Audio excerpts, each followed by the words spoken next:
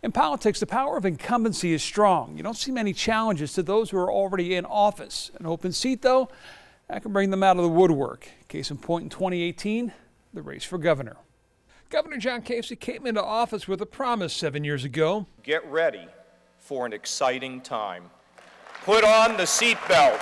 The same can be said of the race to succeed him. It is a battle that pits, as of now, four Republicans: Attorney General Mike DeWine, Lieutenant Governor Mary Taylor, Secretary of State John Husted, and Congressman Jim Renacci vying for the GOP nomination, and four Democrats: former Congresswoman Betty Sutton, State Senator Joe Schiavone, Dayton Mayor Nan Whaley, and former State Rep Connie Pillich vying for theirs. It is the most crowded race in decades, with the Republicans thus far leading the way in fundraising. I think there's still the advantage to DeWine in some ways because he's the senior member and probably the best known across the state.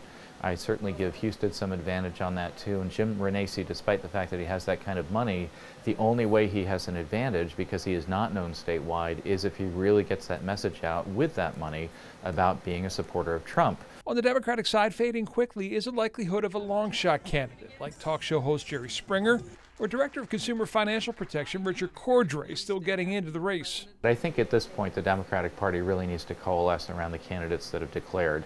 And for a party that claims to be very in favor of women's rights and women running for office, they've got women running. And so with those three of the four being women, to then continue to wait for a couple of white guys to be running, I think really speaks to a level of hypocrisy that will not help them with support that they desperately need. The Dems, though, can expect one more hopeful. State Supreme Court Justice Bill ONeil said he intends to enter the race before February's filing deadline. John Kasich, News 5.